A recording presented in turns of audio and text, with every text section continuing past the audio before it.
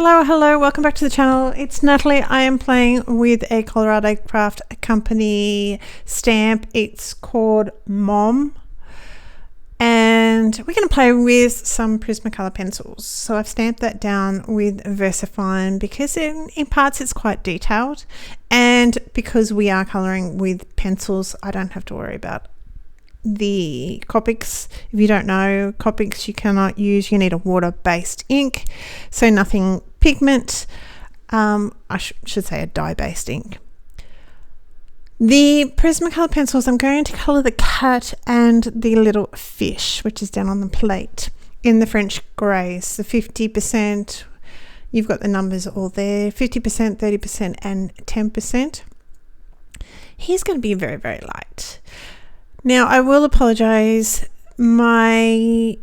some of my pillow is going to be cut off, but I've left some of the colouring of my quilt, my doona. We call it a quilt. I'm just going to call it a quilt or doona. I have goldenrod, sunburst yellow, jasmine and cream.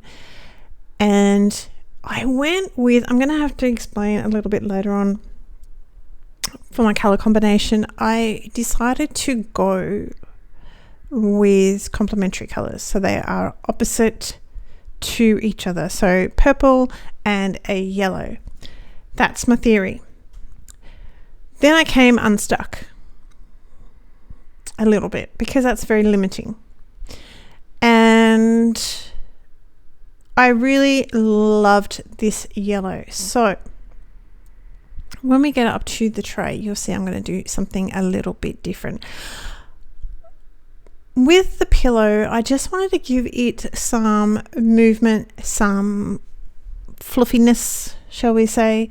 So I have added extra lines where you can see it's drawn in slightly, especially on the top of the pillow there. You can see that it has a couple of lines.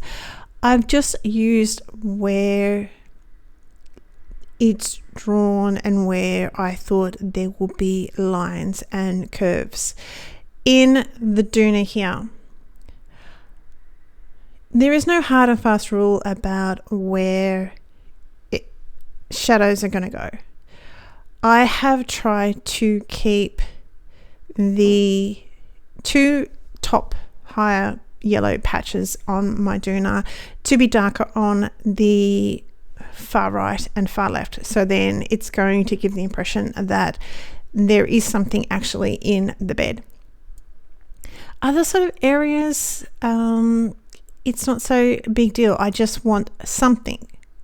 So you could sort of see it goes down with the tray. So behind my vase, behind my napkin, is going to be a little bit darker because it's dipped down, because there's something sitting on the bed. With the purples here, I've got Black Grape 996, Imperial Violet. As I said, you can see the numbers there. I'm not going to go through them. Palm Violet and Grade Lavender. And again, the little kitty cat is pulling the sheet / doona up, so it's going to have a little bit of a shadow. You can sort of see underneath its left hand paw, it sort of goes up in the drawing, so that's going to tell me that there's a divot down there. Again, with the rest of my patchwork in my doona, I'm just going to try and give it a little bit of movement, a little bit of feeling that there's puffiness, basically. I am going to trim down some of this colouring for you because you don't need to see all of it like I've done with the yellow. But because they're not doonas and quilts or duvets or whatever you call them in your part of the world, aren't flat. Like, they have the ability to be fluffy, which means that they are not always very smooth. They can be a little bit lumpy, and so there is no big right and wrong way to colour them. You just need to make sure that they're a little bit flat, especially with an image like this that is very much drawn to have those movements. You've got a couple of lines. You can see that it's not a flat shape. You can just see it, hopefully. With my frill around my pillow, I did get carried away and color that, but I've done dark color the black grape around the very edge, right where it hits the pillow, and worked my way out. My fish is going to be those grays again. Now this is where I ran into a little bit of problem. I'm like, well, what are you going to color the rest of the tray? Because you can't introduce too many colors. You've got the red that's going to come in, because I'm sorry, roses are red. They come in many, many different shades, but to me, roses are going to be red. Okay. I have this dark umber, sienna brown, and burnt ochre for my wooden tray. I decided to give it a wood feel because it's a little bit rusty. It's not rusty, rustic. That would be the word. It is not smooth. It is obviously well loved, and so I thought a wooden tray is going to fit that bill really well. I am going to skip over colouring the back of the tray and the underneath the plates because they are very fine little images. But I've tried to keep sort of some darker edges and some lighter edges in between that, and coloured it pretty much very similar to what I've coloured previously. With something sitting underneath, sitting on top of something, is going to have a shadow, and I was trying to keep a little bit of the difference between the front and the back of the tray. My reds here are Crimson Lake, Scarlet Lake, and Permanent Red. It's a big rose, but it's a small image in comparison. There is a die and stamp for this rose to be separate. The sentiments come out with Happy Mother's Day. Had to run down and get the stamp set. The stamp set is for Mom. You have Happy Mother's Day, which has a die. You have the freestanding flower stamp. You have the bed, of course, that has the die as well. I love you, Mom. Hoping happy happens. Say that quickly. All around you today and always. You deserve to be pampered and spoiled all day your way. Happy birthday, things like that. So it's pretty good, and I love it actually because they have a happy birthday mum. So I don't know who else has mum, but I know the English do, and of course here in Australia we have mum. So I love how they have both. The color combination that I use, so I needed a green, obviously, because I have my little rose. Looking at the color wheel, opposite purple is yellow. We know that. Then you've got, I chose to go 2 squares left and right, which brings me to this yellow green.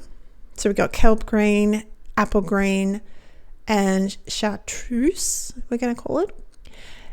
And I wanted a good chunk of my cups, my jug, everything else to have this green, because we have a lot of yellow. On the other side is going into 2 shades, is like an orange to an orange yellow. This is yellow green that we've got, and then we've got yellow orange. Is there a lot of orangey yellowish in our card? Yes, but I liked it, so I went with it. So you do you. I have used orange, yellow orange, canary yellow, and cream. Compared to my other yellow, I had goldenrod, sunburst yellow, jasmine, and cream. So they're all 3 of them completely different colors. So it does give it a little bit of more of an orange look to it. But there is a lot of yellow. I will admit there is a lot of yellow in this card. But I thought that was something a little bit different for me. And we went with the thought that it might be fun. And that's what we want. We want it to be fun. I mean, it can be stressful when things aren't working together, but we are always learning. So that is the aim of the game, to be always learning, to keep our little brains active and going, and hopefully enjoy what we've made. If nothing else, honestly, if nothing else, is to have the person that we made it for enjoy it. Recently, my brother-in-law's father passed away, and I made a little card, and her mother is not, or the mother, we'll get back to that. This is die cut from the Craft Addiction UK. It's called a double stitched rectangle, and I thought it was really pretty, so we're going to use that for our base of our little image. Everything is raised up. She is not going to, the mother-in-law is not going to send out thank yous and all that sort of stuff. It's pretty overwhelming, and I understand that, and I'm fine. But she sent a message to me via my sister-in-law saying on how much she loved the card and really appreciated it, and all that sort of stuff. It's not the world's best situation to be giving a card, but we'd all have to do that sometimes. And I found, even at this time of horribleness, you know, it gave, I won't say joy, but, you know, she really loved it enough to actually speak to me and thank me for her card. Anyway, that's heavy. Let's move on. I have used some confetti sequins and a little bit of stardust stickles here and there over my image, and that's it. I will leave a link down below to my blog, which will have all the details of the colours and everything. I hope you're well. Take care. Talk soon. Bye.